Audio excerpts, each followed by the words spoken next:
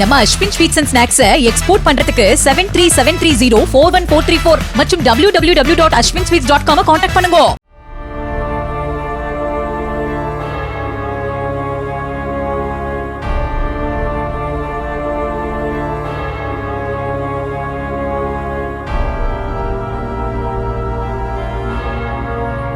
சேலம் இரும்பாலை பகுதியில் கௌதம் என்ற ரவுடி கொலை செய்யப்பட்ட சம்பவம் தொடர்பாக அவரது நண்பர்களான தனுஷ், மூர்த்தி ஆகிய இருவரை காவல்துறையினர் கைது செய்திருக்கின்றனர். டிசம்பர் 3ஆம் தேதி மூவரும் சேர்ந்து மது அருந்தியதாகவும் அப்போது போதையில் நான் தான் பெரிய ரவுடி என கூறிய கௌதம் தங்களை அடித்ததாகவும் அதனால் இருவரும் சேர்ந்து கௌதமின் தலையில் கல்லை போட்டு கொலை செய்ததாகவும் வாக்குமூலம் அளித்திருக்கிறார்கள்.